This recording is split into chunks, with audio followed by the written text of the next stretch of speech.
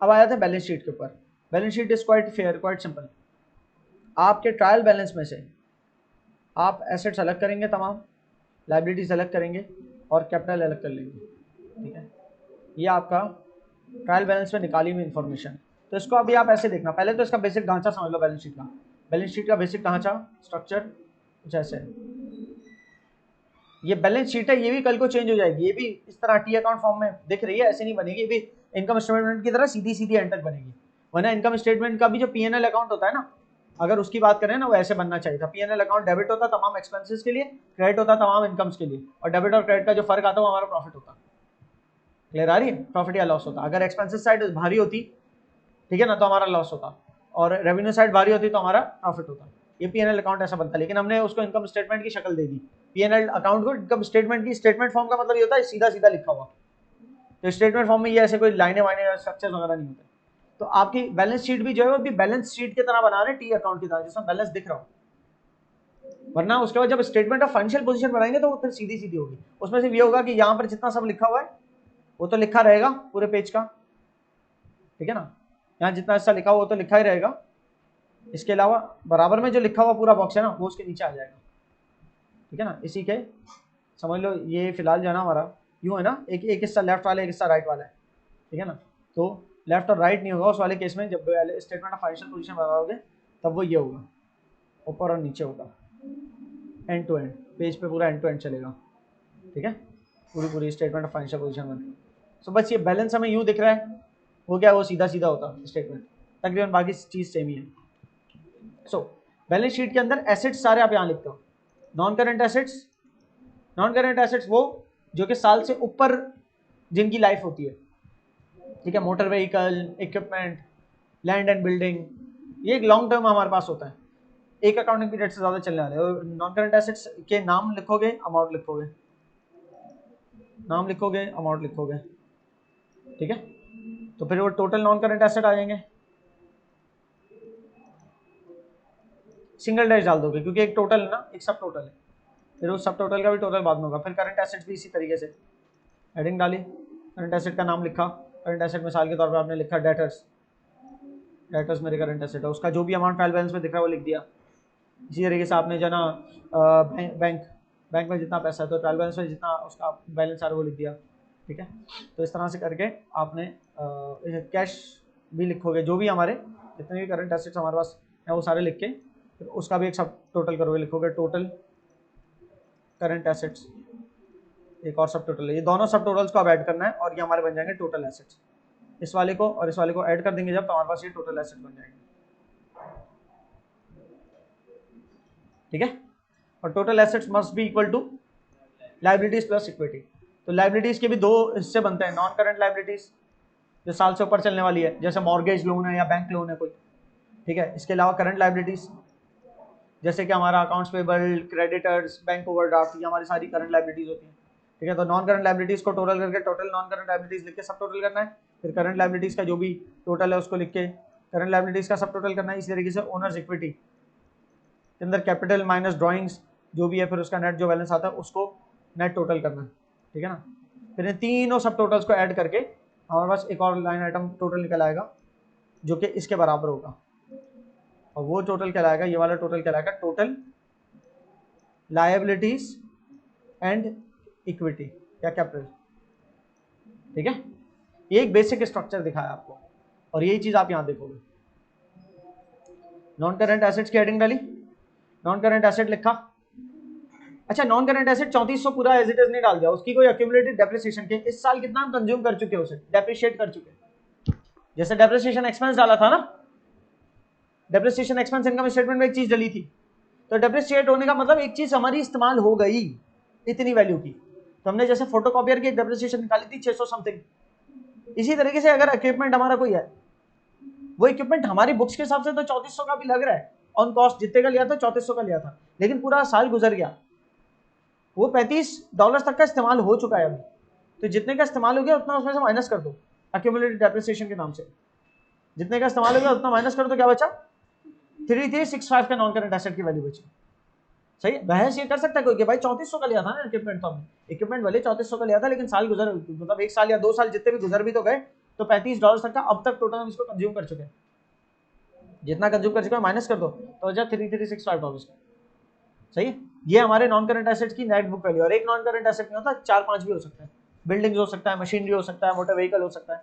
ठीक है, अच्छा करंट एसेट्स में आ जाओ। Prepaid insurance. Prepaid insurance insurance का वो हिस्सा जो कंज्यूम नहीं हुआ। जो चीज कंज्यूम ना हो वो हमारा क्या है, जो चीज कंज्यूम होना बाकी है, जिससे हमें बेनिफिट हासिल करना बाकी है, एसेट है। जिस भी चीज से हमें बेनिफिट हासिल करना बाकी है वो हमारा एसेट है, और जिससे हासिल कर चुके वो यूज हो चुकी वो एक्सपेंस बन गई। क्लियर है ना? तो प्रीपेड इंश्योरेंस से बुला दिया कि हमारे इंश्योरेंस से पैसे जमा है एडवांस में, 4 महीने के इंश्योरेंस एडवांस में पे की हुई है। ठीक है, तो क्योंकि 4 महीने की इंश्योरेंस एडवांस में पे की हुई है, ये प्रीपेड है, और प्रीपेड हमारा एसेट है। अब एसेट कौन सा, नॉन करंट है या करंट है? क्योंकि सिर्फ 4 महीने का, साल से अंदर में हमारी कंज्यूम हो जाएगी, 1 साल के अंदर अंदर खत्म हो जाएगा प्रीपेड मेरा, तो नॉन करंट में डालने की कोई तुक नहीं बनती, इसको करंट में डाल दिया। ठीक है, अकाउंट रिसीवेबल है, अकाउंट रिसीवेबल 575 से। ऑफिस सप्लाईज, मैंने ऑफिस सप्लाईज यहाँ डाल दिया, लेकिन आप मत डालना, ऑफिस सप्लाईज 40 से यहाँ खत्म कर दो, ऑफिस सप्लाईज को एक्सपेंस में डाल दिया करो। क्योंकि उमूमन स्टेपलर की पेन, स्टेशनरी, छोटी मोटी चीजें इतनी ज्यादा नहीं होती अमाउंट में कि जिसको हम यहाँ डाल सके, हम उसको ना एक्सपेंस में डाल देते कि एज इफ के कंज्यूम ही हो गई। अभी एक एक चीज को, एक एक स्टेपलर की पेन के डब्बे को गिनने में जितना टाइम लगेगा ना, अकाउंटेंट का जितना टाइम चला जाएगा कि नहीं भाई जो जो स्टेशनरी पर बाकी है उसको मैं एक्सपेंस में डालूं, उसको मैं गिन के लिखूंगा बैलेंस शीट में, क्योंकि वो तो अवेलेबल फॉर यूज है मेरे पास, और एसेट की डेफिनेशन ये होती है जो अवेलेबल फॉर यूज हो एसेट में डालना है। तो मैं एक्सपेंस क्यों करूं, जबकि अभी तक ऑफिस सप्लाईज $40 की अवेलेबल फॉर यूज हो। भाई $40 की ऑफिस सप्लाईज गिनने में आपने जो 2 दिन लगाए हैं, उसमें जितना टाइम आपका जाया हुआ है, सही है ना, और उसके मेरी जेब से पैसे जाते हैं आपके लिए, तो इतना बेनिफिट नहीं है आपकी इस काउंटिंग में, तो हमें कोई प्रॉब्लम नहीं है, इतना इमटेरियल आइटम इसको एक्सपेंस कर दो, भले वो अवेलेबल फॉर यूज रखा हुआ देख भी रहा हूं ना, उसे एक्सपेंस कर दो, क्योंकि 15-20 दिन में स्टेशनरी वैसे खत्म हो जाएगी। क्लियर हो रही है? सो ऑफिस सप्लाईज मैंने यहाँ डाल दिया, मत डालना आप लोग, ठीक है, इसको इनकम स्टेटमेंट लेके जाना। इसी तरीके से मैं अपने नोट्स के अंदर रिवाइज कर दूंगा ऑफिस सप्लाईज वाली चीज। अच्छा, जब ऑफिस सप्लाई 40 से यहाँ कम किया था, यकीन मुझे 40 से वहां कुछ कम करना पड़ेगा, प्रॉफिट से कम करूंगा 40, क्यों? क्योंकि एक्सपेंस बढ़ जाएगा 40 से, ये 40 एक्सपेंस में चला गया, तो एक्सपेंस प्रॉफिट को कम करेगा ना, तो 1722 की जगह इसको मैं लिख देता हूँ 1682, 1682 लिखता हूँ, तो ये भी 40 से कम हो जाएगा, ये हो जाएगा 6682, तो 6682 प्लस 448 जब ऐड करेंगे तो ये 7130 बचेगा, और ये भी साइड 7130 होगी। समझ में आ रहा है ना क्या किया मैंने? आ रहा है? तो ये हमारे सारे करंट एसेट्स लिख दिए, कैश भी लिख दिया। ये सारे बैलेंसेस कहाँ से आ रहे हैं? ट्रायल बैलेंस से उठ के आ रहे हैं। इनकम स्टेटमेंट में जो हमारे सारे बैलेंसेस उठ के आ रहे थे, सेल्स और ये सब कहाँ से आ रही है? ट्रायल बैलेंस से आ रहा था। ट्रायल बैलेंस में हमारी 4-5 चीजें लिखी होती है, assets, liabilities, capital, income, expense. Income और एक्सपेंस हमें ट्रायल बैलेंस से कहाँ लेके जाने होते हैं? Income statement. और एसेट, लायबिलिटी, कैपिटल कहाँ लेके आना होता है? बैलेंस शीट के अंदर। सही है? अकाउंट्स पेबल 28, लाइबिलिटी, अच्छा नॉन करंट लाइबिलिटी थी नहीं कोई, तो लिखी नहीं मैंने, हेड भी नहीं बनाया, वरना नॉन करंट लाइबिलिटी का हेड बनता वाले। ठीक है, सर्विस पेबल करंट लाइबिलिटी, तो टोटल करंट लाइबिलिटीज हो गई 448 की। फिर ओनर्स इक्विटी में कैपिटल 5000 का, प्लस प्रॉफिट, पूरे साल जो प्रॉफिट हुआ वो कैपिटल में ऐड कर दोगे। ठीक है, तो इनकम स्टेटमेंट का जो फाइनल फिगर होता है, इनकम स्टेटमेंट की बॉटम लाइन कहलाती है, वो क्या होता है? प्रॉफिट। इनकम स्टेटमेंट की आखिरी लाइन क्या होती है? प्रॉफिट। तो 5000 में प्रॉफिट हमने आखिरी जो इनकम स्टेटमेंट की लाइन है वो ये 1722 था, तो इसमें से 40 माइनस कर दिया ना, इनकम स्टेटमेंट थी हमारी, इसकी आखिरी लाइन थी 1722 ना, लेकिन हमने कहा नहीं यार 40 इसमें और एक्सपेंस में ऐड करो, क्या है हमारी? Office supplies. ठीक है ना, 40, तो 40 ऐड करो तो 628 की जगह क्या हो जाएगा? 668। जब 668 माइनस होगा तो यहाँ क्या बचेगा? 1682। तो ये 1682 वहां पर हमारे पास कैपिटल के अंदर प्रॉफिट के नाम से ऐड हो गया। 1682 कैपिटल था 5000, तो बन गया 6682। ठीक है, और 7130 टोटल बना। अच्छा, यहां पर जो है ना स्टॉक आ सकता था, स्टॉक आ सकता, अगर होता ना हमारे पास जो माल साल के एंड में बचा हुआ है, साल के एंड में अगर कोई माल बचा होता तो वो यहां हम लिखते, क्योंकि वो साल के एंड में एक चीज बची हो तो मेरे पास एसेट है ना। तो ऑफिस सप्लाईज भी इस तरह साल के एंड में बची हो, ऑफिस सप्लाईज की मालियत इतनी कम होती है उसको कैलकुलेट भी नहीं करते, लेकिन स्टॉक तो हमारे पास एक जगह रखा होता है, शीट्स वगैरह में सारी रिकॉर्डिंग हो रही होती है। ऑफिस सप्लाईज को अलग अलग कैलकुलेट करना पड़ेगा, पेन्स, स्केल्स, फला पता नहीं कितनी किस्म की ऑफिस सप्लाईज होती है, प्रिंटर के पेपर, एनवेलप्स, समझ लो, तो बिल्कुल डिफरेंट तरह की वो है, और उसकी मालियत इतनी नहीं। लेकिन हमारी जो स्टॉक है, इन्वेंट्री है, वो तो हमारे कोर बिजनेस से ताल्लुक रखती हुई चीज है, उसका तो हमारा रिकॉर्ड्स ऑलरेडी मेंटेन्ड होता है। ठीक है, तो स्टॉक क्लोजिंग स्टॉक यहाँ आएगा, लेकिन इस बिजनेस में इसलिए नहीं आ रहा क्योंकि सर्विसिंग बिजनेस है। इस बिजनेस में तो यहाँ भी स्टॉक नहीं था कहीं, क्योंकि कॉस्ट ऑफ गुड्स सोल्ड ही नहीं था कोई। ये तो सर्विसिंग बिजनेस था, इसका कोई माल तिजारत है ही नहीं ना बेचने वाला कि जो इसका स्टॉक भी लिखा हो। क्लियर है, ये सर्विसिंग बिजनेस की बैलेंस शीट थी। सही है बेटा। अब इसी तरह से ट्रेडिंग बिजनेस की बैलेंस शीट भी बनानी हो तो ट्रेडिंग बिजनेस की बैलेंस शीट बिल्कुल सिंपल होगी। आपके पास ये मिसाल के तौर पर ट्रायल बैलेंस है, ठीक है ना, आपका ट्रायल बैलेंस है, इसके अंदर ये ट्रेडिंग बिजनेस का नहीं है क्योंकि देख लो सर्विस रेवेन्यू लिखा है, सर्विस रेवेन्यू लिखा है और उसमें कोई और सेल्स रेवेन्यू नहीं लिखा हुआ, परचेजेस भी नहीं है, ये तो सर्विसिंग बिजनेस का ट्रायल बैलेंस है, कोई स्टॉक वगैरह जब भी नजर भी नहीं आ रहा। अच्छा, इस ट्रायल बैलेंस में से एक और बात बता दो, देखो डेप्रिसिएशन एक्सपेंस के नाम से जो लिखा है ना 420 वो जाएगा इनकम स्टेटमेंट में, और अक्यूमुलेटेड डेप्रिसिएशन के नाम से लिखा है ना 6360 ये हमारा जाएगा बैलेंस शीट में। कैसे?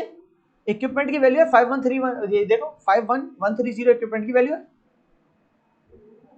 ठीक है, उसमें से एक्यूमुलेटेड डेप्रिसिएशन माइनस होगी 6360 बैलेंस शीट के अंदर होगी एक्टिविटी। जो अभी मैंने बैलेंस शीट में दिखाया जैसे यहां पर था ना एक्यूमुलेटेड डेप्रिसिएशन के नाम से, ये अलग फिगर है और डेप्रिसिएशन एक्सपेंस अलग फिगर होता है। डेप्रिसिएशन एक्सपेंस का मतलब इस साल हमने कितनी मालियत का इक्विपमेंट को इस्तेमाल कर लिया, जबकि एक्यूमुलेटेड डेप्रिसिएशन का मतलब ये कि जब से इक्विपमेंट खरीदा है तब से लेकर अब तक कितनी मालियत का इस्तेमाल कर चुके हैं। सही है, एक्यूमुलेटेड डेप्रिसिएशन का मतलब ये। तो बहरहाल आपको ये बताने के लिए कि अगर मेरे पास मिसाल के तौर पे सवाल यहाँ पर आता है जिसमें दोनों चीज़ें मौजूद हैं और जो कि मोस्ट प्रोबेबली दोनों ही होंगी, तो एक्यूमुलेटेड डेप्रिसिएशन का फिगर जो है ये मेरा बैलेंस शीट आइटम है 6360, जो कि इसमें से माइनस होगा बैलेंस शीट के अंदर 51130 पहले इक्विपमेंट लिखेंगे इतने का, उसमें से लेस करेंगे एक्यूमुलेटेड डेप्रिसिएशन के नाम से 6360, तो बचेगा मेरे पास इक्विपमेंट की नेट बुक वैल्यू, ये माइनस होने के बाद जो आएगी।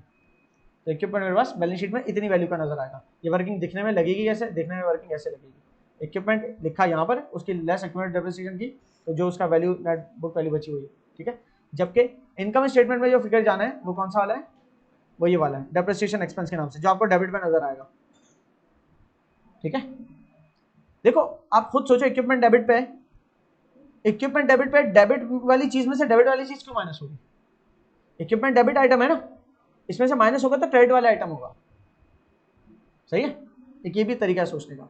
और डेप्रिसिएशन एक्सपेंस हमारा किसमें जाता है, इनकम स्टेटमेंट में, जैसे कि मैंने इनकम स्टेटमेंट थोड़ी देर पहले बना के दिखाई दी, या ये वाली देख लो, ये देख लो यहाँ डेप्रिसिएशन का एक फिगर जा रहा है, ठीक है। ये ताल्लुक नहीं रखता सवाल उस सवाल से, तो मिसाल के तौर पर निकाली थी खाली। तो डेप्रिसिएशन एक्सपेंस आपका, डेप्रिसिएशन एक्सपेंस जो लिखा होगा वो इनकम स्टेटमेंट का आइटम। तो ये आपकी सर्विसिंग बिजनेस है, ठीक है। सर्विसिंग बिजनेस की इनकम स्टेटमेंट और बैलेंस शीट बनानी है।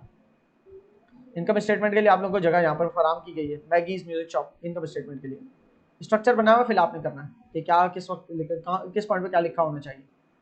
और बैलेंस शीट जो है ना वो टिल्टेड फॉर्म में है, तो आपको पेज टेढ़ा करके करनी पड़ेगी और श्योर।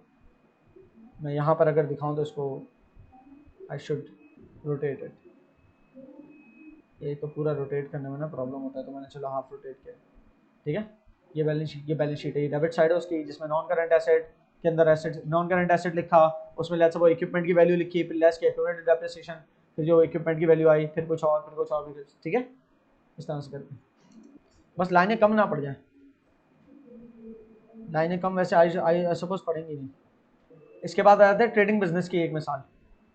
ट्रायल बैलेंस दिया हुआ है ट्रेडिंग बिजनेस का, कैसे पता चला, इसमें स्टॉक लिखा हुआ है, ये क्लोजिंग स्टॉक है, क्लोजिंग स्टॉक ट्रायल बैलेंस से बाहर नजर आएगा, क्लोजिंग स्टॉक कहाँ नजर आएगा, ट्रायल बैलेंस के बाहर, और ओपनिंग स्टॉक ट्रायल बैलेंस के अंदर नजर आएगा। इस ट्रायल बैलेंस के अंदर कहीं ओपनिंग स्टॉक लिखा ही नहीं है, तो मतलब ऐसा हो सकता है ये बिजनेस इस साल ही शुरू हुआ हो, तो कोई ओपनिंग स्टॉक था ही नहीं, लेकिन सब पूरे साल परचेजेस थी, कितनी, $1,21,040 की परचेजेस।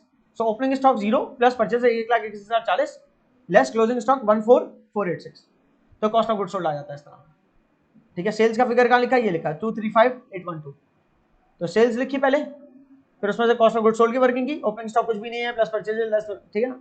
तो हमारा कॉस्ट ऑफ गुड्स सोल्ड जब सेल्स में माइनस किया तो निकला ग्रॉस प्रॉफिट, ग्रॉस प्रॉफिट में से फिर क्या माइनस करना है, general expense, business rate, business rates लिखा है ना, ये भी हमारे एक्सपेंस होते हैं, general expense, business rates, motor expenses, salaries expenses, insurance, ठीक है ना। ये सारे एक्सपेंस माइनस करके परचेज तो हम ऑलरेडी कर चुके हैं, सेल्स भी ले जा चुके हैं, और बाकी आइटम जो बचे वो किसके हैं, बैलेंस शीट के। नॉन करंट एसेट में कार आ जाएगी, करंट एसेट में, नॉन करंट एसेट में कार भी आएगी, प्रेमिसेस भी आएंगे, कार और प्रीमिसेस नॉन करंट एसेट्स का आइटम है। अच्छा, यहाँ पर डेप्रिसिएशन और एक्यूमुलेटेड डेप्रिसिएशन लिखी हुई नहीं है ट्रायल बैलेंस में, अगर होती तो लिख देते। डेप्रिसिएशन एक्सपेंस लिखते हैं हम इनकम स्टेटमेंट में, और एक्यूमुलेटेड डेप्रिसिएशन जो दिखता है वो हम जो ना बैलेंस शीट के अंदर जिसका एक्यूमुलेटेड डेप्रिसिएशन होता है उसमें से माइनस होता है। मिसाल के तौर पे कार का एक्यूमुलेटेड डेप्रिसिएशन कार में से माइनस होता है, प्रीमिसेस का एक्यूमुलेटेड डेप्रिसिएशन प्रीमिसेस में से माइनस होता है। प्रीमिसेस क्या होते हैं आपके? वो बिल्डिंग जहां पर आप ऑपरेट कर रहे हो, ठीक है। Cash in hand, cash at bank, capital, drawing.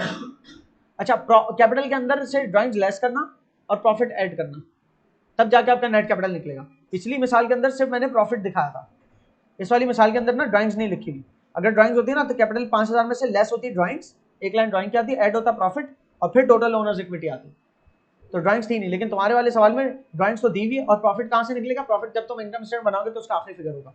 एक आखिरी चीज जो बतानी बहुत इंपॉर्टेंट है वो ये है कि ट्रेडिंग बिजनेस के अंदर जो एंड में क्लोजिंग स्टॉक लिखा होता है ना, ये बैलेंस शीट के अंदर ये स्टॉक जाता है। बैलेंस शीट के अंदर ये वाला स्टॉक जो लिखा है ना 14486 ये जाता है। तो ये एक वाहिद फिगर है स्टॉक जो कि इनकम स्टेटमेंट में भी आता है और बैलेंस शीट में भी आता है। इनकम स्टेटमेंट में कहां था closing stock? Cost of goods sold के अंदर माइनस हो रहा होता है। और क्लोजिंग स्टॉक जो है बैलेंस शीट में कहा जाता है? करंट एसेट्स के अंदर। सही है, ये बात क्लियर हो गई। और अगर ओपनिंग स्टॉक अंदर कहीं लिखा होता ना मिसाल के तौर पे, तो उसको गलती से बैलेंस शीट में नहीं ले जाना। ओपनिंग स्टॉक बैलेंस शीट में नहीं जाता, ओपनिंग स्टॉक सिर्फ इनकम स्टेटमेंट में जाता है। कहां जाता है ओपनिंग स्टॉक? इनकम स्टेटमेंट में। कॉस्ट ऑफ गुड्स सोल्ड के अंदर ओपनिंग स्टॉक सबसे पहले लिखते हैं, फिर परचेसेस लिखते हैं। तो वो ओपनिंग स्टॉक बस इनकम स्टेटमेंट में जाता है, बैलेंस शीट से कोई ताल्लुक नहीं। लेकिन क्लोजिंग स्टॉक जो है वो कॉस्ट ऑफ गुड्स सोल्ड में माइनस हो रहा होता है कि ये माल तो बच गया ना, इसको इनकम स्टेटमेंट में क्यों डाले, तो वहां से माइनस कर देते हैं और लेके जाते हैं उसको कहां? बैलेंस शीट के अंदर स्टॉक के नाम से। बैलेंस शीट में उसको क्लोजिंग स्टॉक नहीं लिखते, सिर्फ स्टॉक के नाम से लिखते हैं कि ये मेरा स्टॉक बचा। क्लियर है? तो आपके पास एक ट्रेडिंग बिजनेस की भी जो है ना इनकम स्टेटमेंट बनाने का ढांचा दिया हुआ है और बैलेंस शीट बनाने का ढांचा दिया हुआ है। अच्छा, पिछले ढांचे के अंदर ये 3 लाइनें फिल की हुई थी, 1 2 3 शुरू की टॉप लाइन है। इस वाले ढांचे में शुरू की 3 लाइनें भी फिल नहीं की हुई। पिछले वाले में लिखा था ना Maggi limited income statement for the period ended blah blah blah, इस वाले में ये 3 लाइनें भी नहीं फिल, ताकि ये भी आप फिल करो। 3 लाइनों की हेडिंग होती है, ठीक है। जैसे देख रहे हो Maggie's music shop balance sheet as on 31 January 2019, ये बैलेंस शीट है। और इनकम स्टेटमेंट में लिखा हुआ है Maggie's music shop income statement for the year ended on January 31 2019, ठीक है। तो इसी लैंग्वेज को गैदर करना, इसी लैंग्वेज को पकड़ के आपने जो है ना उसके लिए लिखना है। ट्रायल बैलेंस इस बिजनेस का कोई नाम नहीं लिखा हो ना, बट लेकिन डेट लिखी हुई है। तो इनकम स्टेटमेंट बनेगी फॉर द ईयर एंडेड 31 दिसंबर 2022 और बैलेंस शीट बनेगी एज ऑन 31 दिसंबर 2022, ठीक है। बैलेंस शीट की लैंग्वेज देख रहे हो, एज ऑन जनवरी 31। मैगी का अकाउंटिंग पीरियड अजीब सा था, फरवरी 1 से शुरू हुआ और जनवरी 31 2019 में खत्म हुआ। मैगी का अगर अकाउंटिंग पीरियड खत्म हुआ है 31 जनवरी 2019 को, तो शुरू कब हुआ होगा? 1 फरवरी 2018 को। आपके केस में आप जिसके लिए कर रहे हो काम, वो 31 दिसंबर 2022 को खत्म हो रहा है उसका अकाउंटिंग पीरियड, तो शुरू कब हुआ होगा? 1 जनवरी 2022। 1 जनवरी 2022 से लेकर 31 दिसंबर 2022 तक 2021 मत डाल देना, 2 साल हो जाएंगे। तो फिर क्लियर हो रही है बात? तो आपके बिजनेस का अकाउंटिंग पीरियड ये है जिसके लिए आप अकाउंटिंग कर रहे हो। मैगी वाला ये था अकाउंटिंग पीरियड, तो मैगी के तो हेडिंग्स डली हुई है, उसमें मसला नहीं। जब आप अपनी हेडिंग्स डाल रहे हो ना तो ये याद रखना,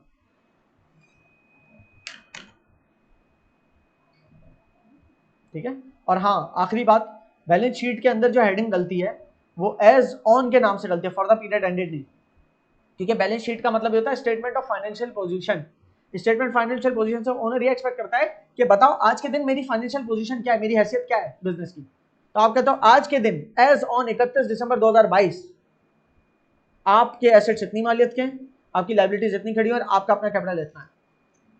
जबकि इनकम स्टेटमेंट एज ऑन नहीं होती, इनकम स्टेटमेंट होती है इस पूरे साल आपने इतनी सेल की, इस पूरे साल आपके इतने कॉस्ट ऑफ गुड्स सोल्ड है, पूरे साल ग्रॉस प्रॉफिट इतना हुआ, पूरे साल ऑपरेटिंग एक्सपेंस इतने हुए, तो पूरे साल का कुल मिलाकर प्रॉफिट इतना हुआ। तो इसलिए उसके अंदर जुमला होता है फॉर द पीरियड एंडेड या फॉर द ईयर एंडेड। सही है, पूरा साल जो खत्म हुआ 31 दिसंबर 2022 में, तो उसकी लैंग्वेज ये होती है इनकम स्टेटमेंट की heading, for the year ended on January 31 2019, ठीक है।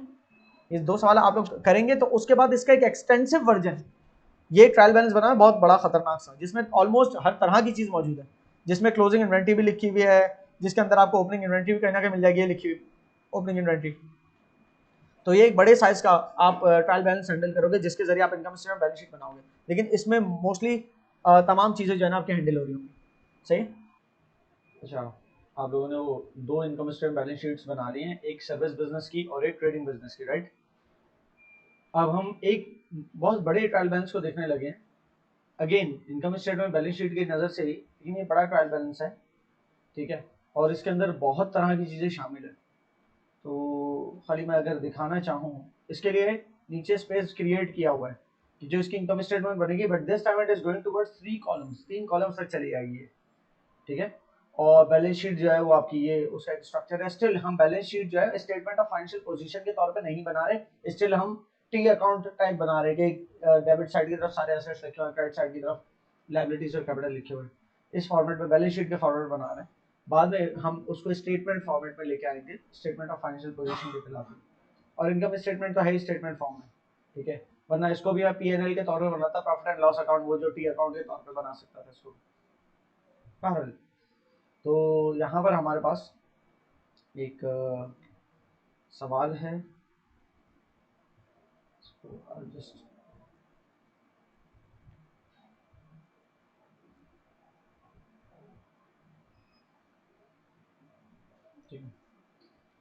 तो आपकी जो इनकम स्टेटमेंट है उसके अंदर जाने वाले आइटम्स क्या क्या होंगे, मैं पहले वो मार्क कर करूँ, ठीक है। तो ओनर्स कैपिटल नहीं, इनकम स्टेटमेंट में जाने वाले अलाउंस और डेप्रिसिएशन नहीं, डेप्रिसिएशन एक्सपेंस जाता है इनकम स्टेटमेंट में। Allowance for depreciation, allowance for depreciation, allowance for depreciation, ये 3 लिखे हुए ना, ये इनकम स्टेटमेंट में नहीं, ये बैलेंस शीट के अंदर जाएंगे। कैसे? ये बैलेंस शीट में जहां बिल्डिंग्स की अमाउंट लिखी होगी ना, उसमें से ये अमाउंट लेस होगा, तो बिल्डिंग्स की नेट अमाउंट आएगी, सही है। इसी तरीके से allowance for depreciation for machinery, machinery की अमाउंट में से लेस होगा। जैसे कि मशीनरी की अमाउंट अगर मैं यहाँ देखूँ तो यहाँ मुझे नजर आएगी नीचे कहीं, ये मशीनरी, मशीनरी कितने की लिखी है? $4.2 मिलियन की, ठीक है। तो बैलेंस शीट में $4.2 मिलियन लिख के उसमें से लेस करूंगा मैं allowance for depreciation for machinery 1.168000, ठीक है। और उसके बाद जो बचेगा वो नेट मशीनरी का बैलेंस बचेगा कि अब तक हम 1680000 की यूज कर चुके हैं, तो उस हिसाब से हमारे पास बाय बुक वैल्यू मशीनरी कितनी की है। इस पे जब आएंगे देखेंगे। ड्राइंग्स, ड्राइंग्स इनकम स्टेटमेंट का आइटम नहीं है, ड्राइंग्स कैपिटल में से माइनस होता है। अच्छा एक सवाल है, कोई पूछे ना ड्राइंग्स की नेचर क्या है? देखो ओनर्स कैपिटल की नेचर कैपिटल है, अलाउंस और डेप्रिसिएशन की नेचर क्या है? क्या ये एसेट है? एसेट तो नहीं है, ये तो एसेट की वैल्यू को कम करता है। क्या ये लाइबिलिटी है? ये उधार थोड़ी है कोई, ये तो हम बता रहे हैं कि हमारी मशीनरी या हमारी बिल्डिंग्स इतने से इस्तेमाल हो चुकी, इतने से हमारी बिल्डिंग्स और मशीनरी मतलब यूटिलाइज हो चुकी सो फार अब तक। अच्छा, क्या ये कैपिटल आइटम है? कैपिटल आइटम भी नहीं है। क्या ये एक्सपेंस है? शायद एक्सपेंस लगे, लेकिन ये एक्सपेंस भी नहीं है, क्योंकि अगर एक्सपेंस होता इनकम स्टेटमेंट में जाता। ये एक्सपेंस नहीं है। उसके बरक्स ये जो डेप्रिसिएशन एक्सपेंस है, हाँ ये जरूर एक्सपेंस है, ये एक्सपेंस नहीं है, इसकी नेचर एक्सपेंस नहीं है अलाउंस की। इनकम तो ये है नहीं, एसेट नहीं है, लायबिलिटी नहीं है, एक्सपेंस नहीं है, इनकम नहीं है, कैपिटल नहीं है, तो क्या है? बहरहाल ये एसेट में होते हुए एसेट का कॉन्ट्रा है। क्या है? कॉन्ट्रा एसेट, एसेट का उल्टा, वो चीज जो एसेट में से माइनस होगी, सही है। ये कॉन्ट्रा एसेट है, एसेट की वैल्यू को कम करता है। इसी तरीके से ड्राइंग्स जो है वो क्या है? Contra capital, very good, Contra equity. इसको एक्सपेंस मत समझना, एक्सपेंस नहीं। अगर ओनर ने पैसा बिजनेस से निकाला, ड्राइंग्स डेबिट, कैश क्रेडिट, अब कह रहे हो बिजनेस के लिए एक्सपेंस है, नहीं है, एक्सपेंस नहीं है बिजनेस के लिए। एक्सपेंस वो चीज होती है जो बिजनेस कंज्यूम कर चुका हो with in a given year, ये एक्सपेंस नहीं है, ये हमारा कॉन्ट्रा इक्विटी है, क्लियर है। तो ये ड्राइंग्स कॉन्ट्रा इक्विटी है। इसी तरह से रिटर्न इनवर्ड्स और रिटर्न आउटवर्ड्स, ये दो चीजें हैं। रिटर्न इनवर्ड से क्या मुराद समझ में आती है? क्या चीज है ये बेचा हुआ माल है जो कि वापस आ गया। वो माल जो मैंने बेचा था वो कहलाता था सेल्स, जब वो माल वापस आ गया तो वो कहलाने लगा सेल्स रिटर्न्स, या उसको रिटर्न इनवर्ड्स भी कह सकते हो। इसी तरीके से वो माल जो मैंने खरीदा था वो कहलाता था परचेजेस, लेकिन जब वो मैंने वापस किया तो वो कहलाएगा परचेजेस रिटर्न्स, ठीक है, या फिर return, exactly return outwards. Clear है? इसकी एंट्री वाइज सुनना, जब मैं माल परचेज करता हूं फॉर एग्जांपल उधार पे, तो एंट्री क्या बनेगी? Purchases debit, creditors credit, creditor का नाम लिख देता हूं अब TCL को क्रेडिट, ठीक है ना, $500,000। अब इसमें से कुछ माल मैंने वापस कर दिया उसको, तकरीबन $50,000 का, तो क्या एंट्री बनेगी?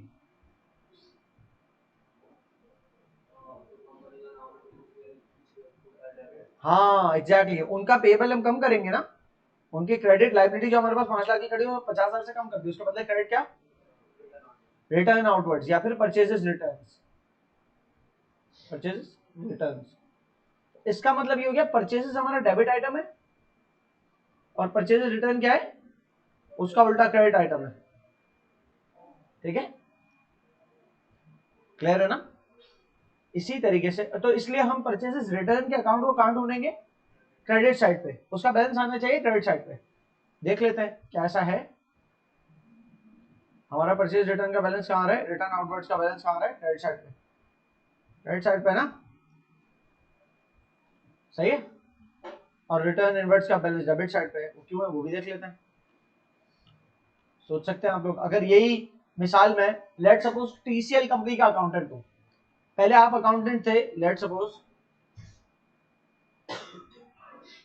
XHR ब्रदर्स के,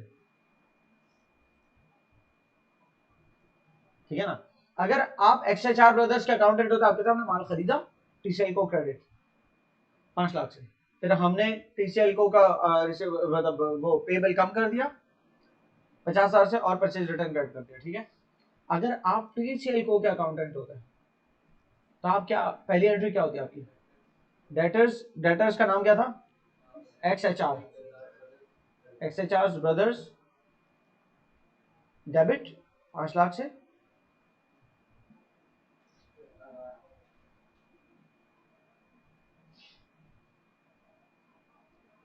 यहां पर XHR ब्रदर्स ने TCL से क्या किया है? TCL ने XHR ब्रदर को तो सेल्स, क्लियर है? XHR brother debit, sales credit. आप एट ए टाइम दोनों के अकाउंटेंट नहीं हो सकते, तो मैं ऐसे ही दोनों तरफ की पिक्चर दिखाने के लिए बोल रहा हूं, वरना मैं इंडिपेंडेंटली कोई तीसरी मिसाल भी दे सकता था, ठीक है। अब माल आपको वापस मिला है, तो आपने कहा कि यार XHR ब्रदर्स ने हमें माल वापस किया 50,000 का, तो XHR ब्रदर्स का जो डेटर्स का हमारे पास अकाउंट खुला हुआ है उसमें से 50,000 कम कर दो, डेबिट पे खड़ा है XHR ब्रदर्स, तो क्रेडिट कर दो 50,000 और उसके बदले 50,000 डेबिट करो, किस नाम से? रिटर्न्स इनवर्ड्स, या फिर इसको सेल्स रिटर्न बोल दो, मेरे लिए ज्यादा बेहतर है सेल्स रिटर्न। तो सेल्स रिटर्न्स की साइड होती है डेबिट, जबकि सेल्स की साइड होती है क्रेडिट। परचेज रिटर्न, परचेजेस की साइड होती है डेबिट, लेकिन परचेज को रिटर्न करो तो साइड होती है क्रेडिट। सेल्स रिटर्न आपका, आप देखोगे तो आपको यहां नजर आएगा रिटर्न इनवर्ड्स के नाम से, जबकि परचेज रिटर्न मतलब रिटर्न आउटवर्ड्स, जरूरी है। तो रिटर्न इनवर्ड्स और रिटर्न आउटवर्ड्स जाने कहां है? ये इनकम स्टेटमेंट के आइटम्स है, ठीक है। रिटर्न आउटवर्ड्स हमारा परचेजेस को कम करेगा, रिटर्न इनवर्ड्स हमारा सेल्स को कम करेगा, तो दोनों इनकम स्टेटमेंट के आइटम्स है, क्लियर है? जस्ट इरेज देम, मैं सब कुछ इरेज कर रहा हूँ अभी, क्योंकि अभी तक हमारे पास, अब मैं वो मार्क कर देता हूँ जो हमारे पास इनकम स्टेटमेंट जाने का, वही मार्क कर रहा था ना, तो ठीक है। ये दो हमारे इनकम स्टेटमेंट आइटम्स हैं, ठीक है। प्रीपेड इंश्योरेंस हमारा इनकम स्टेटमेंट आइटम नहीं है। प्रीपेड इंश्योरेंस इंश्योरेंस एक्सपेंस नहीं होता, इंश्योरेंस एक्सपेंस का मतलब एक्सपेंस है, वो इनकम स्टेटमेंट में एज एन एक्सपेंस जाता है, ऑपरेटिंग एक्सपेंस के अंदर लिखते हैं।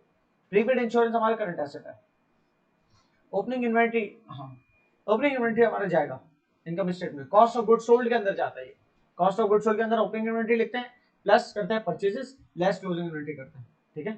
Cash in hand balance sheet item है, accounts payable balance sheet item है, cash at bank, office supply. अच्छा ऑफिस सप्लाईज को आप एक्सपेंस कर दिया करो, ऑफिस सप्लाईज को ऑपरेटिंग एक्सपेंस में डाल दिया करो इनकम स्टेटमेंट के अंदर, ठीक है। इसको आप बैलेंस शीट में नहीं लेके जाया करो जहां ऑफिस सप्लाईज देखो।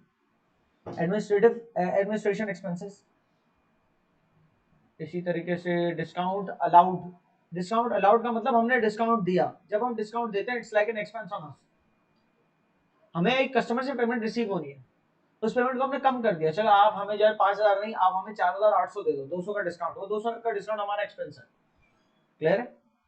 Utility expense expense, depreciation expense expense, salary wages expense, purchases भी इनकम स्टेटमेंट में जाता है, किसमें? कॉस्ट ऑफ गुड्स सोल्ड के अंदर आता है।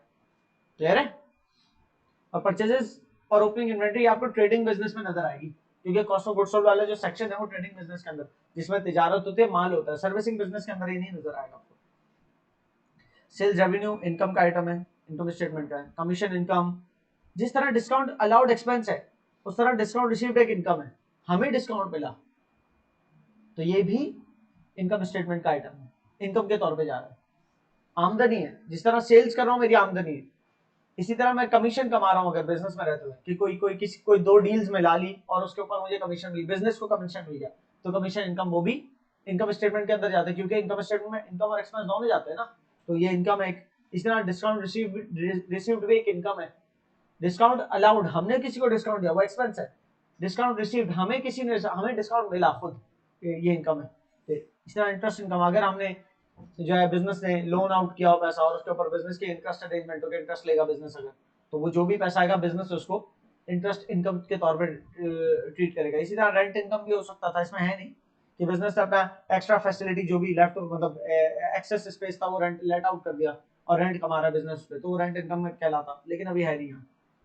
फिर मॉर्गेज पेबल, ये लायबिलिटी है बैलेंस शीट में, bank loan balance sheet, furniture fixture fitting ये बैलेंस शीट में नॉन करंट एसेट्स में जाएगा। Machinery non current asset, land building ये नॉन करंट एसेट था। फिर सैलरी पेबल ये हमारी लायबिलिटी है। कस्टमर एडवांसेस, कस्टमर एडवांसेस बोलो या अनअर्नड बोलो, ये कस्टमर से एडवांस रिसीव हुआ, ये अर्नड नहीं। अगर अर्नड होता तो इनकम कहलाता, ये अर्न हुआ ही नहीं है, ये मेरी लायबिलिटी है कि हमें कस्टमर से एडवांस पैसा रिसीव हुआ है, मतलब हमें ये रिप्रेजेंट कर रहा है कि वी हैव टू पे बैक विद द सर्विसेज या गुड्स, हमें कस्टमर को गुड्स माल बेचना पहुंचाना है या उसको सर्विसेज देनी है।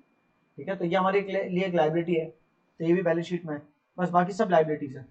ठीक है, एक्सपेंस पेबल, एक्सपेंस नहीं, हाँ एक्सपेंस के लफ्ज से ये मत देख लेना कि एक्सपेंस है, तो एक्सपेंस पेबल किसी किस्म के आपके खराजात एक्सपेंसेस थे जो कि पेबल आपने पे नहीं किए, तो ये एज ए लायबिलिटी है। ठीक है, इसके बदले का एक्सपेंस एक्सपेंस में जा चुका होगा। मिसाल के तौर पे इसने 2-3 है ना, rent expense, salaries expense, let's suppose 2 expenses को मिला दिया और उसके बदले एक अमाउंट लिख दिया और लिख दिया एक्सपेंस पेबल, तो ये दो तो इनकम स्टेटमेंट में जाएंगे, लेकिन ये बैलेंस शीट में जा रहा है पेबल। जरूरी। और जब हमारे ट्रायल बैलेंस खत्म होता है तो ट्रायल बैलेंस के बाहर लिखी होती है हमारी क्लोजिंग इन्वेंट्री, ये ट्रायल बैलेंस के बाहर लिखी होती है, वो माल जो हमारे पास बचा हुआ है। ये ट्रायल बैलेंस के बाहर क्यों लिखी हुई होती है, ये बाद में बताई जा सकती है बात, ये भी नहीं बताई जा रही। ठीक है, जो माल बच गया वो क्लोजिंग इन्वेंट्री होती है। वो कैसे पता चलता है, हम काउंट कर लेते हैं ना कि साल खत्म हो गया, अब हमें अपनी अकाउंटिंग करनी है। अकाउंटिंग करनी मतलब इनकम स्टेटमेंट और बैलेंस शीट बनानी है ओनर को दिखाने के लिए। तो इस दिन जब साल खत्म हुआ तो हमारे पास पूरे हमारे प्रेमिसेस के अंदर, पूरे बिजनेस प्रेमिस के अंदर जो हमें मर्चेंडाइज बचा हुआ है इस साल का, पूरे साल का वो कितना बचा हुआ है काउंट कर लेते हैं, तो वो जितनी वैल्यू का बचा होता है ट्रायल बैलेंस के बाहर लिखते हैं। क्लियर? ट्रायल बैलेंस के अंदर लिख दिया तो फिर डिसबैलेंस क्रिएट हो जाएगा ट्रायल बैलेंस में। अच्छा जी, इनकम स्टेटमेंट के जब आपने मार्क कर लिए तो फिर आपने बनानी है उसके बाद इनकम स्टेटमेंट। सही है, और इनकम स्टेटमेंट का फॉर्मेट ये इस दफ़ा आपको 3 कॉलम्स वाला फॉर्मेट नज़र आएगा, और ये जरा मैं उसका भी हिसाब किताब बता दूँ आपको। जो लाइंस है ना आपकी इसके अंदर, ये शुरू में हेडिंग में 3 लाइनें होती हैं, आपने पहले पिछली इनकम स्टेटमेंट से भी देखी होगी। पहली लाइन के अंदर बिजनेस जिसके लिए आप अकाउंटिंग कर रहे हो उसका नाम आता है, दूसरी लाइन में जो आप बना रहे हो वो आता है, और तीसरी लाइन में जिस पीरियड के लिए ये काम कर रहे हो वो आता है। क्लियर है? तो अब मैं अगर इनकम स्टेटमेंट बनाना चाह रहा हूँ तो सबसे पहले मैं सेल्स लिखूंगा यहां पर, उसके बाद ये लाइन क्यों है? अच्छा मैं लिखता हूं लेस। अब बताओ,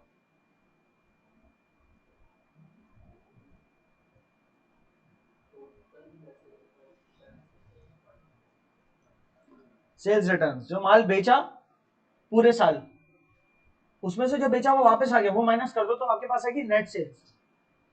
क्लियर हुई?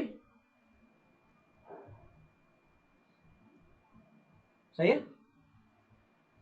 फिर नेट सेल्स के बाद आप जो है मैं आपको उसकी पूरी वर्किंग अगर चाहो तो यहाँ दिखा देता हूँ। आप अच्छा आप चाहते तो ये जो है तीन जो फिगर्स है वो यहाँ लिख के नेट सेल्स वहाँ लिख देते भले, ठीक है ना। और उसके बाद आपकी कॉस्ट ऑफ गुड सोल्ड की वर्किंग है, ठीक है। कॉस्ट ऑफ गुड सोल्ड लिख के हेडिंग डालोगे, कॉस्ट ऑफ गुड सोल्ड में opening inventory add purchases less purchase return, ठीक है ना, और लेस क्लोजिंग इन्वेंटरी, मतलब ये होगा। कॉस्ट ऑफ गुड सोल्ड की हेडिंग डाली, ये तो हो गया नेट सेल्स ना, ठीक है। उसके बाद आता है कॉस्ट ऑफ गुड सोल्ड, से नेट सेल्स में से माइनस होगी कॉस्ट ऑफ गुड सोल्ड,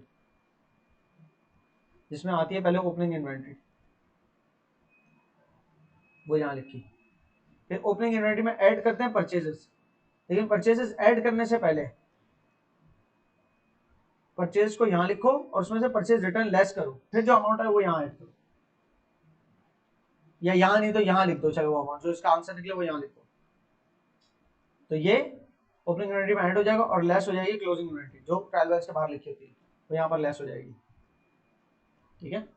जब opening inventory add net purchases less closing inventory, तो हमारे पास यहाँ पर जो नंबर फिगर आ जाएगा वो कहलाएगा cost of good sold. Cost of good, जब नेट सेल में से cost of good sold minus किया तो क्या बचा, ग्रॉस प्रॉफिट, ठीक है, ग्रॉस प्रॉफिट बचा। ग्रॉस प्रॉफिट के बाद किसी किस्म की, ये ग्रॉस प्रॉफिट का मतलब तो ये हमारी ट्रेडिंग, हमारी जो आमतौर पर बिजनेस है ना ट्रेडिंग का, माल खरीद के बेचने का, वहां से हमें ये प्रॉफिट हुआ। इसमें अब दूसरी नॉन ऑपरेशनल इनकम कौन सी, मतलब इसके अलावा कोई सेकेंडरी टर्शियरी इनकम है आपके पास, आपने कहा हमारे पास हमने कमीशन इनकम रिसीव की है वो ऐड करो उसमें, हमें इंटरेस्ट इनकम रिसीव हुई है वो ऐड करो इसमें, हमें रेंट इनकम रिसीव हुई है वो ऐड करो इसमें, या हमें डिस्काउंट रिसीव्ड है वो ऐड करो इसमें। ये सारी अदर इनकम्स है जो ऐड कर रहे हो, ठीक है। तो आपका टोटल ऑपरेशनल इनकम आ सकते है उस तरह से। तो इस तरह से करके आपकी जो ना इनकम स्टेटमेंट बनेगी, जिसका मैं फॉर्मेट पूरी बना के नहीं दिखा रहा, यहाँ पर बनी हुई है तो ये दिखा देता हूँ। Sales revenue less return inwards बोलो या सेल्स रिटर्न बोलो, तो नेट सेल्स बची। फिर ओपनिंग इन्वेंटरी यहाँ लिखी, उसमें से ओपनिंग इन्वेंटरी में ऐड करनी है मुझे परचेजेस, लेकिन नेट परचेजेस। नेट परचेजेस का मतलब ये कि परचेजेस में से जो परचेज रिटर्न थे, जो मैंने खरीदा वो माल वापस करके माइनस करो तो परचेजेस बनेगा। नेट परचेज ऐड किया ओपनिंग इन्वेंटरी में और लेस की क्लोजिंग इन्वेंटरी, तो हमारे पास कॉस्ट ऑफ गुड्स सोल्ड आ गया 604000, ठीक है। अच्छा आप लोग जब काम कर रहे हो ना तो आप ये 3 जीरो कॉमन ले लेना, ताकि आप सिर्फ थाउजेंड्स में रहते हुए काम करो, आपको इतना जो है ना ये वाली वर्किंग करने की जरूरत नहीं है, इसको हटा दो। यही चीज मैं यहाँ बताता हूँ। चलो आपने जब वर्किंग करनी है ना,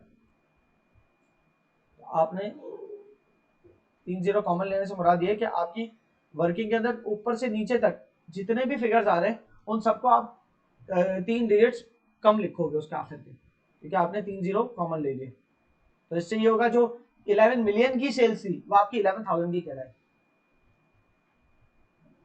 ठीक है ना। जो क्लोजिंग इन्वेंटरी 200,000 की थी वो सिर्फ 200 की कहलाए। क्लियर हुई, इससे नंबर्स कम, कैलकुलेटर भी कम चलाना पड़ेगा ना, क्लियर है।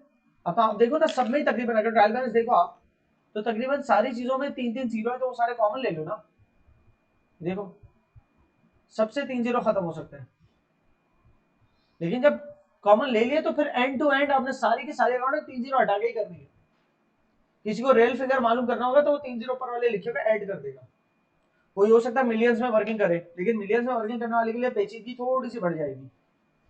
कैसे, मिलियंस में वर्किंग कर रहा है मतलब 6 जीरो, 6 जीरो कॉमन ले लिया तो यहाँ 11 लिखा है, तो क्लोजिंग इन्वेंटरी को 0.2 लिखेगा फिर, क्योंकि 200,000 की क्लोजिंग इन्वेंटरी को डिवाइड कर रहा है 1 मिलियन से,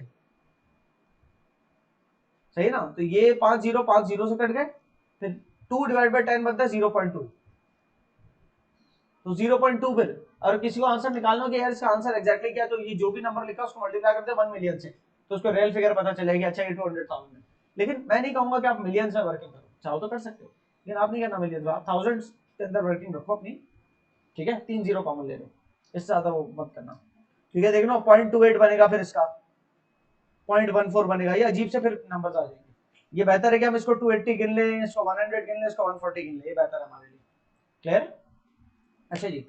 तो ये आपकी इनकम स्टेटमेंट का फॉर्मेट और बैलेंस शीट के फॉर्मेट के हिसाब से बनी हुई इनकम स्टेटमेंट के आंसर्स हैं। इनकम स्टेटमेंट का आंसर है अदर, देखो अदर इनकम में डायरेक्टली ऐड कर रहा था ना, इसने कहा नहीं डायरेक्टली ऐड नहीं करनी, इसने ऐड अदर इनकम का हेड बनाया, उसके अंदर पहले तमाम अदर इनकम्स को ऐड किया और उसका सिंगल फिगर के तौर पे ग्रॉस प्रॉफिट के अंदर ऐड करके बताया कि आपकी टोटल ऑपरेटिंग इनकम कितनी है। ग्रॉस प्रॉफिट में और अदर इनकम ऐड कर दो तो आपकी टोटल ऑपरेटिंग इनकम आ जाती है, सही है, जिसमें ट्रेडिंग से आपकी जो इनकम कमाई गई जो कि ये रही, प्लस आपके दीगर दूसरे ऑपरेशंस के अंदर जो भी इनकम आपकी आ रही थी वो रही, ठीक है। तो ये मिला के 4460 बनी।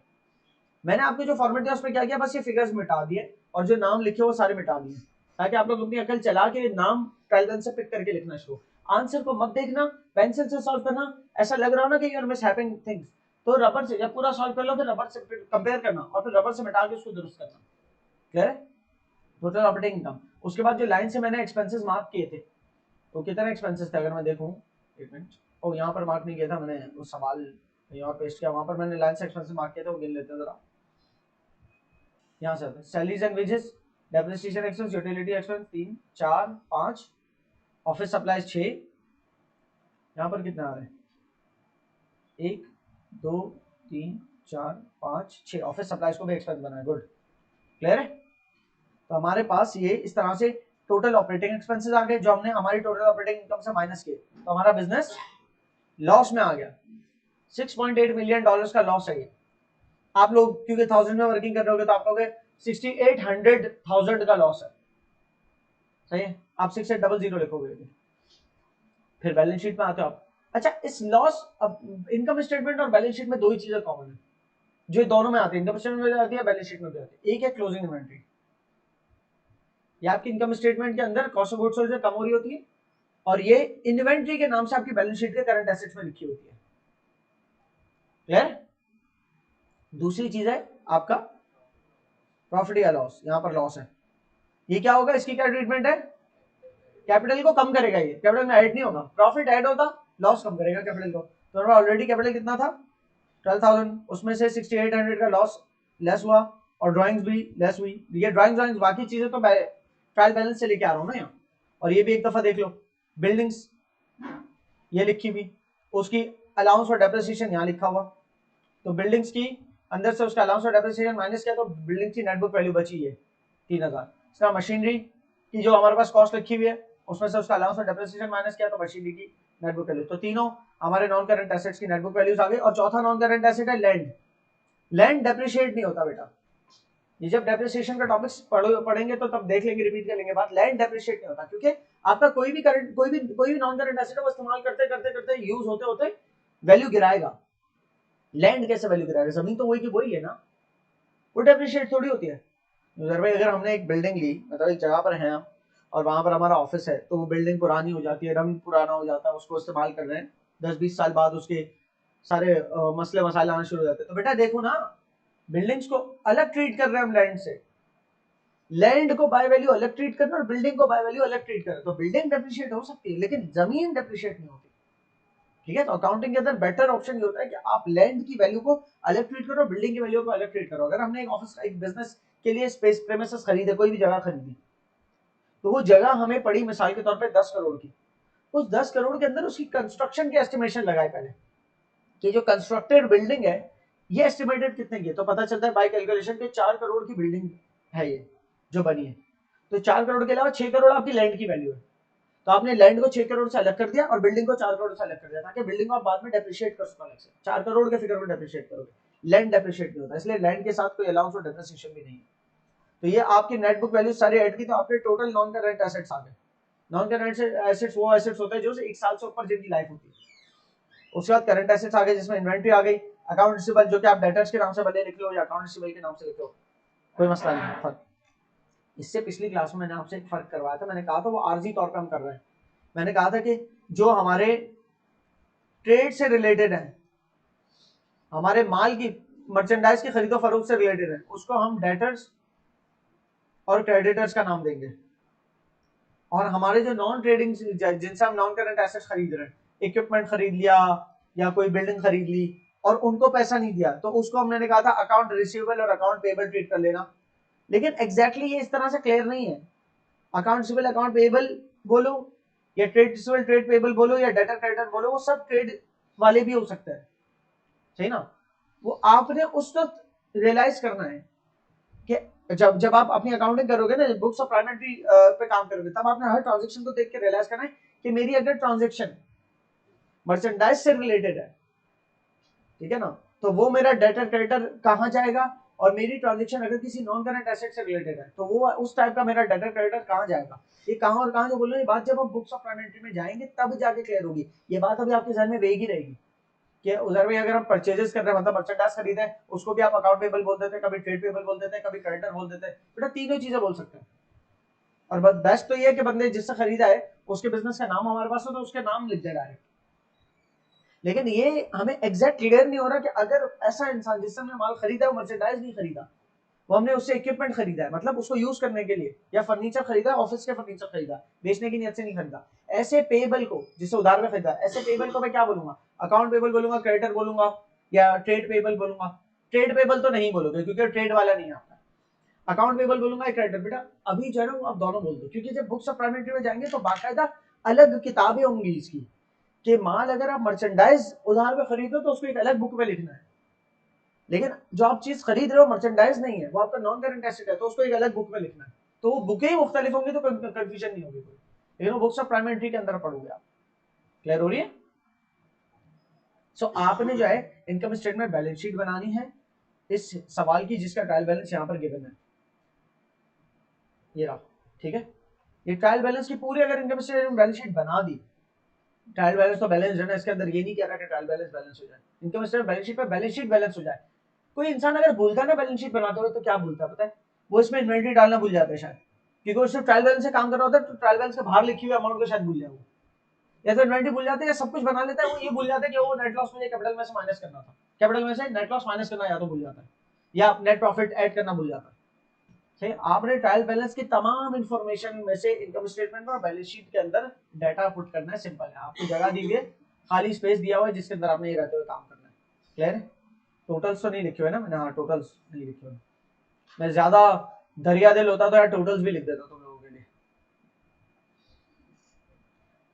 उसके बाद हम आहिस्ते आहिस्ते स्टेप करेंगे उस तरफ कि दोबारा से हमारी जो ट्रांजेक्शन है उसको हम रिकॉर्ड जो करते हैं, वो हमारे पास ट्रांजेक्शन की सूरत में आती है और सोर्स डॉक्यूमेंट्स की सूरत में आती है। फिर उसको हम रिकॉर्ड करते का है, सब कुछ हम जनरल जनरल में रिकॉर्ड नहीं करते। वो आप इस पॉइंट से ऑनवर्ड जो है ना अगले सेक्शन तक में समझ, अगले यूनिट में तक में समझोगे। ठीक है, ये वाला हिस्सा मैं छुड़वा रहा हूँ, इस वाले हिस्से को अभी मैं नहीं पढ़ा रहा। लेजर्स के हवाले से, लेजर्स के बारे में आप जो जानते हो ना, टी अकाउंट जो बनाने, आप उसको ही समझो बस। ठीक है, ये वाला हिस्सा छुड़वा रहा हूँ आपको। ये दो पेजेस, पेज नंबर 32 आपके नोट्स का, 33 ये मैं लीव करके, पेज नंबर 34 के अंदर जो आपको एक्सरसाइज दी हुई है कि make general entries and not only general entries. ठीक है, और post in the respective control account को भी भूल जाओ, ये फिर कंट्रोल अकाउंट के लफ्ज से तुम जाना कंफ्यूज ना हो जाओ, ये भी पढ़ा नहीं इनमें। ये असल रिक्वायरमेंट है, record double entries in journal format. इन तमाम की डबल एंट्रीज बनानी है आपने, फिर उनको आपने पोस्ट करना है लेजर्स के अंदर। ये इतनी सारी कहानी लिखी है उसको छोड़ दो, ये जो सब लिखा हुआ उसको छोड़ो, बस उसको आपने लेजर्स में पोस्ट करना है। ठीक है, टी अकाउंट। फिर उसके बाद ट्रायल बैलेंस, लेजर्स को बैलेंस करना है, जो हम करते हैं सारे लेजर्स को बैलेंस कैरी डाउन लिखते हैं जो, उसके बाद ट्रायल बैलेंस बनाना है और इनकम स्टेटमेंट बैलेंस शीट बनानी है। इस पूरे सवाल क्लियर है? तो रिकॉर्डिंग से लेकर बैलेंस शीट तक का पूरा एक सवाल है आपके पास जो आपने सॉल्व करना है। उसके बाद क्लियर है? उसके बाद हमारी क्लास प्रोसीड होगी बिजनेस डॉक्यूमेंट्स को लेकर।